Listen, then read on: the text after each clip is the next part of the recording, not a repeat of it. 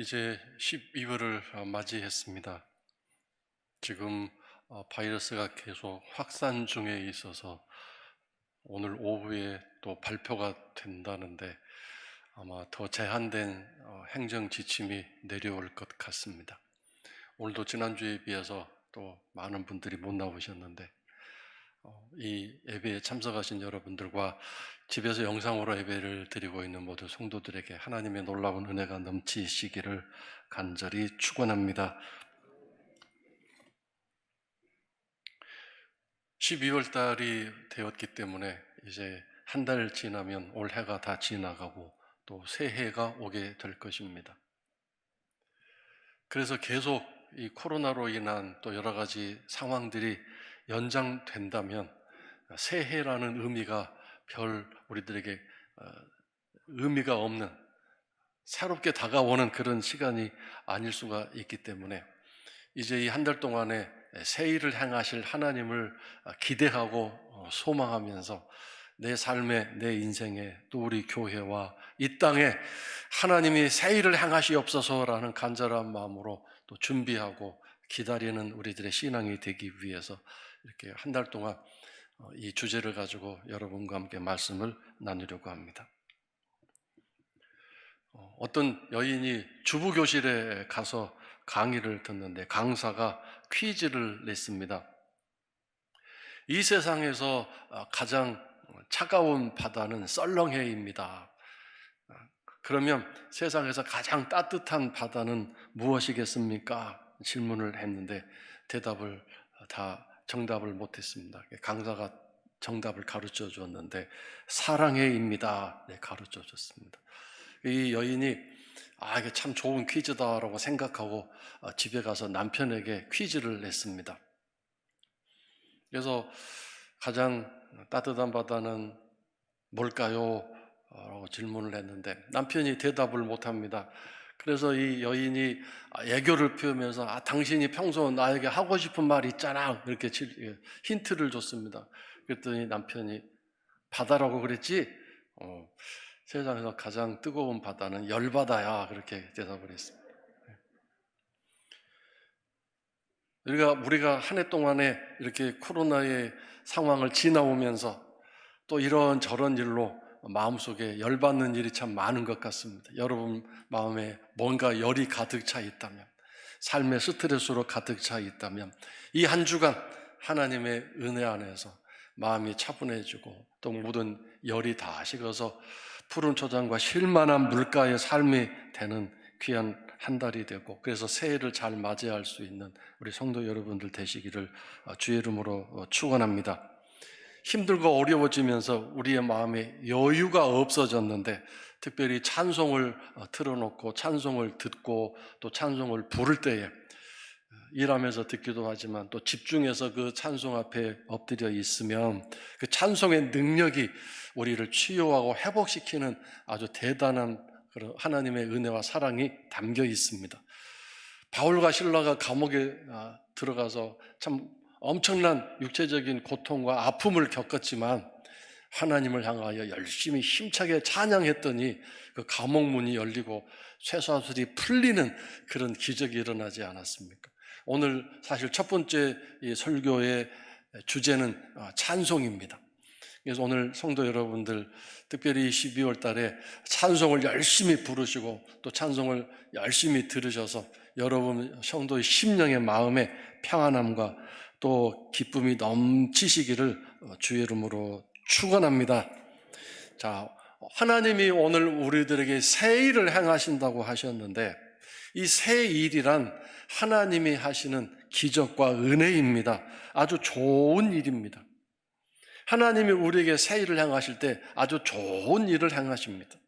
자, 근데 먼저 이 하나님께서 우리에게 새 일을 행하시기 위해서 우리가 준비해야 할 일이 하나 있습니다. 그것이 18절에 나옵니다. 자, 18절을 우리 다 같이 함께 한번 읽어보겠습니다. 시작. 너희는 이전 일을 기억하지 말며 옛날 일을 생각하지 말라 명령하셨습니다. 이전 일을 기억하지 말아라. 이전 일을 잊어버려라. 그리고 옛날 일을 생각하지 말라고 말씀하셨는데, 이 생각하지 말라라는 원어의 뜻을 더 정확하게 살펴보면 집 짓고 살지 말아라, 그런 뜻입니다. 옛날 일에 집을 짓고 거기에 거주하며 사는 거죠.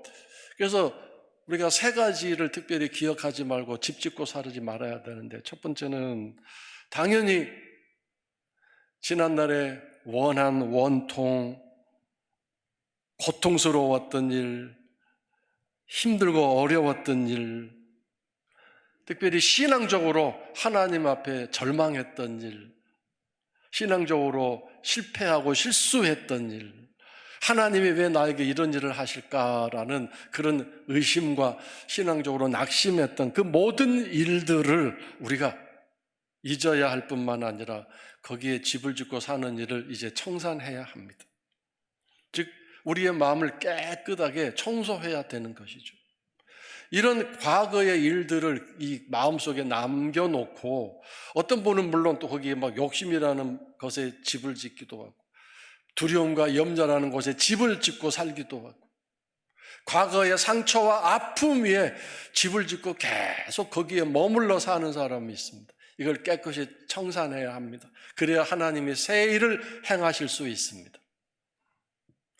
두 번째, 기억하지 말고 집 짓고 살지 말아야 할, 생각하지 말아야 할 일이 뭐냐면, 그런 과거에 아프고 쓰라린 일뿐만 아니라 하나님이 하신 놀라운 기적과 능력, 그 행하신 엄청난 일들도 잊어서는 잊어야 된다고, 기억하지 말아야 된다고 말씀하십니다.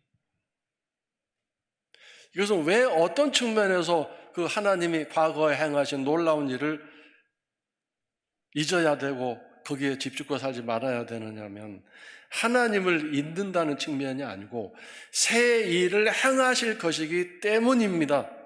오늘 말씀의 배경은 이제 바벨론 포로에서 돌아올 이스라엘 백성들에게 이사야 선지자를 통해서 하시는 말씀인데, 과거에 이스라엘 백성들에게 하신 놀라운 기적 중에 대표적인 것이 홍해를 건너온 사건이잖아요.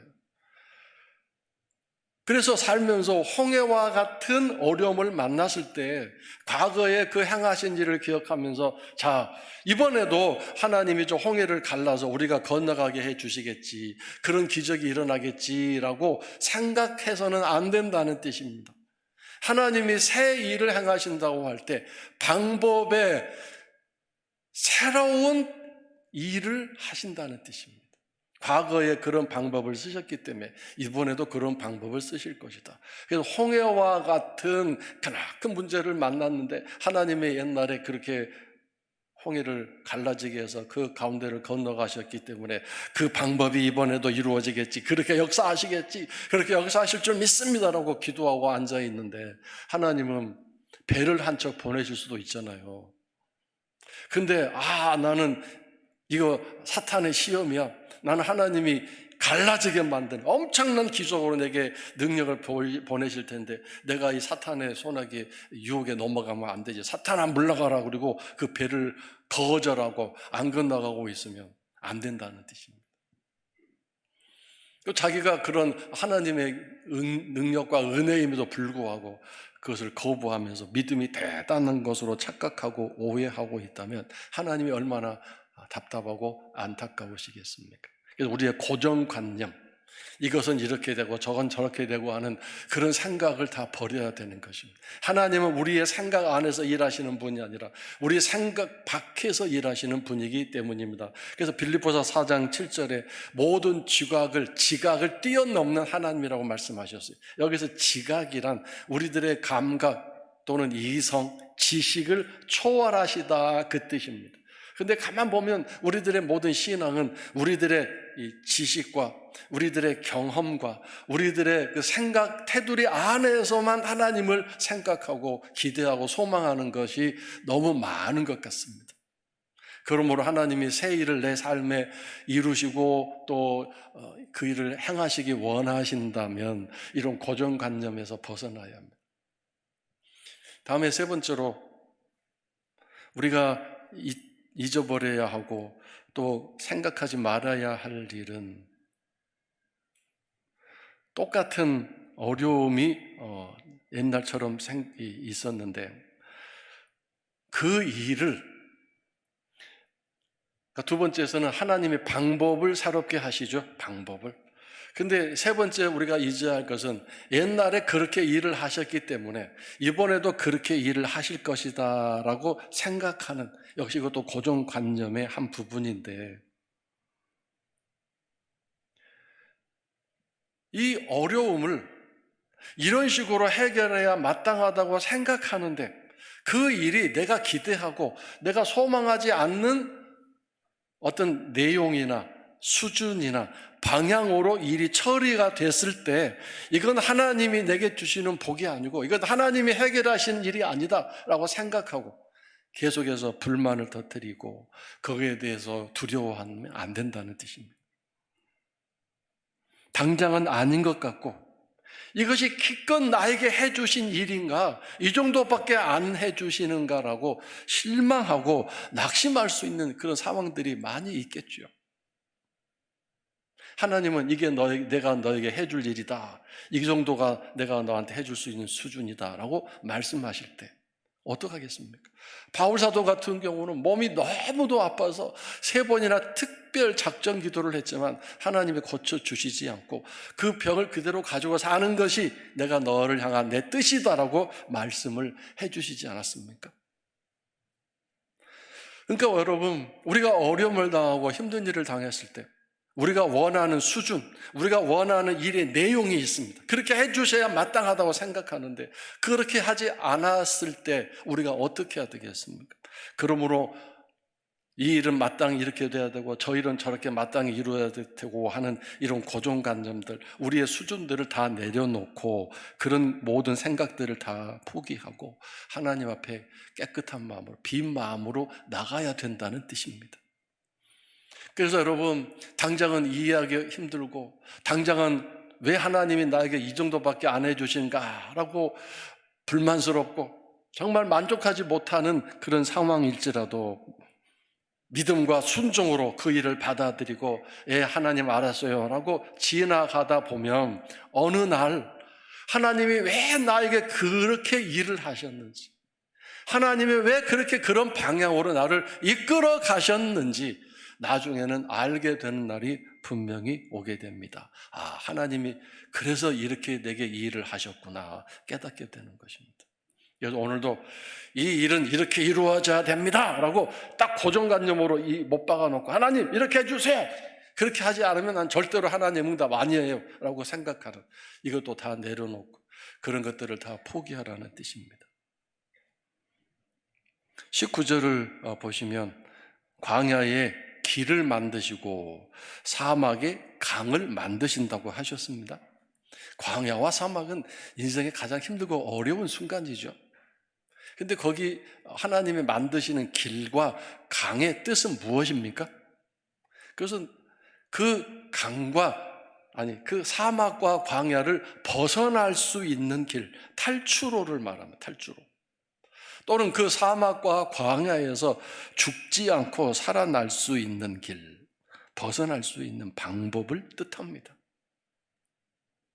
하나님이 그렇게 해 주시겠다고 약속하셨습니다. 근데 여러분, 여기에 반드시라는 단어가 붙어 있죠. 반드시. 이 반드시라는 단어는 사람이 쓸 수 없는 단어죠. 오직 하나님만이 쓰실 수 있습니다. 아무리 대단한 사람이고 엄청난 사람일지라도 이 반드시라는 단어를 어떻게 감히 쓸 수 있겠습니까? 어떻게 보장하고 어떻게 확신하고 어떻게 장담할 수 있겠습니까? 근데 하나님만이 하실 수 있습니다. 반드시라고 하십니다.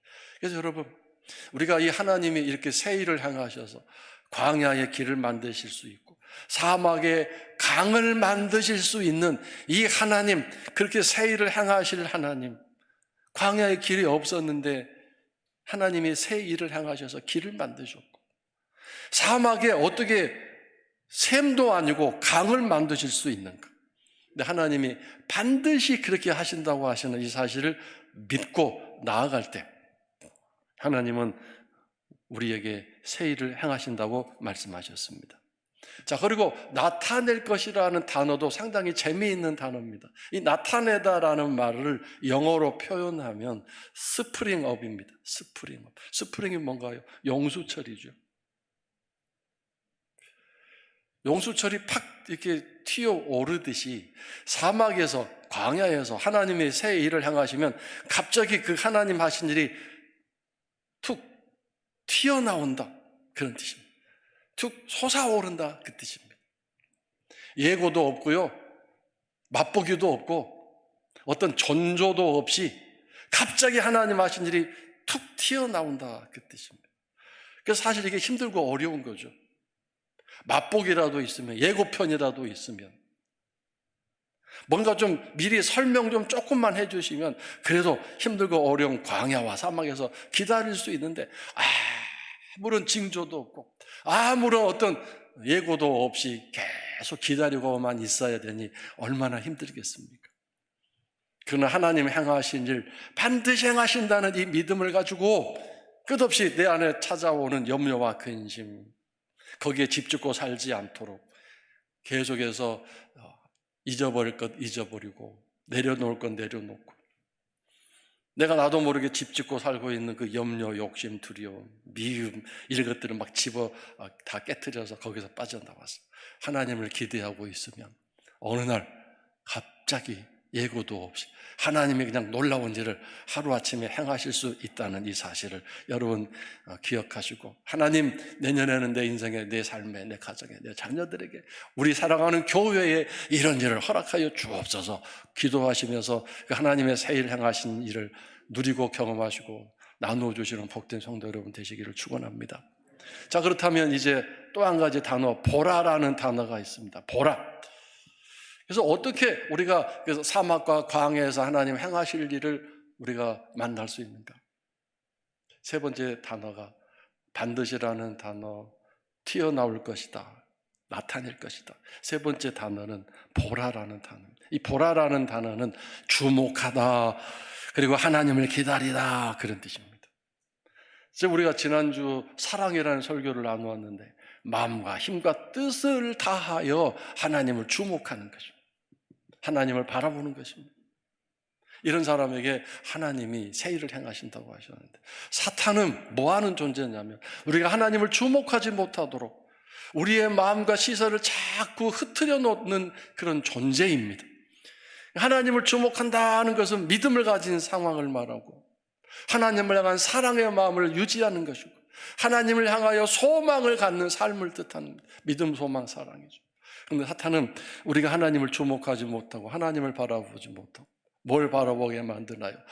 널리 가다가도 끝도 없는 광야를만 바라보게 하고 인적도 없고 풀 한 포기도 없는 사막 그 주변을 계속 바라보게 해서 스트레스 받고 절망하게 만드는 존재입니다. 그런데 오늘 우리가 열심히 힘을 내어서 하나님을 주목하는 것, 보라라는 이 단어를 잊지 마시기 바랍니다. 계속해서 하나님에게 주목해야 되는데, 고린도후서 4절 말씀을 보겠습니다. 다 같이 함께 읽어볼까요? 그 중에 이 세상의 신이 믿지 아니하는 자들의 마음을 혼미케 하여 그리스도의 영광의 복음의 광채가 비치지 못하게 함이니, 그랬습니다. 이 혼미케 하다, 혼란스럽게 하다, 이건지 저건지, 정말 이루어질지 안 이루어질지, 끝날지 안 끝날지, 진짠지 가짠지, 해야 되는지 말아야 되는지, 하나님이 나에게 응답하실 것인지 안 하실 것인지 계속 혼란스럽게 만드는 것이죠. 이 세상을 창조하실 때, 하나님의 세상을 창조하실 때 세상의 그 창조 전의 상태가 어떤 상태였습니까? 혼돈이 가득하고 흑암이 가득하고 공허가 가득했잖아요. 혼돈, 공허, 흑암. 그래서 이 혼돈은 아주 하나님 일을 하시기에 가장 어렵게 만드는 믿음이 없는 상태, 사랑이 없는 상태의 확실한 어떤 표현입니다. 성도 여러분, 하나님을 주목하고 하나님을 바라보아야 하는데, 그렇다면 마지막, 어떻게 하나님을 바라보고 하나님을 주목할 수 있을까? 어떻게 반드시 이루실 그 하나님을 믿고 신뢰하며 기다릴 수 있을까? 어떻게 하면 잊어버릴 것 잊어버리고, 내려놓을 것 내려놓고, 내가 집 짓고 수년 동안 살아왔던 그 염려, 근심, 불안, 이런 집들을 그냥 다 깡그리 다 폭파시키고 다 철거시켜 버릴 것인가? 어떻게 할 것인가? 나의 고치지 못하는 성품과 나의 그 고질적인 성향들, 인격들, 이것들을 어떻게 다 뿌리 뽑아 버릴 것인가? 이사야서 62장 6절 7절 말씀에 그 해답이 나와 있습니다. 우리 다 같이 6절 말씀 다 같이 함께 읽겠습니다. 예루살렘이여, 내가 너의 성벽 위에 파수꾼을 세우고 그들로 하여금 주야로 계속 잠잠하지 않게 하였느니라.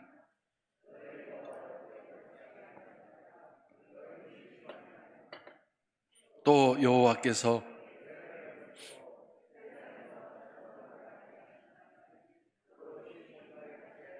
아멘. 다시 6절 말씀 보겠습니다. 성벽 위에 파수꾼이라는 말은 기도하는 사람을 뜻합니다. 기도하는 사람이 주야로 계속 잠잠하지 않게 기도하는 것.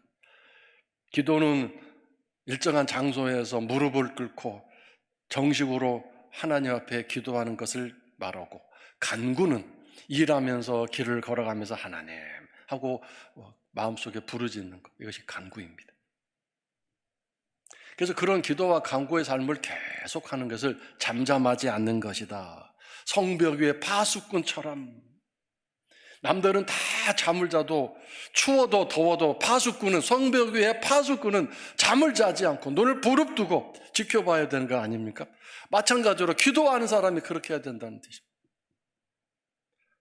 이것이 하나님이 일하시는 사람이에요.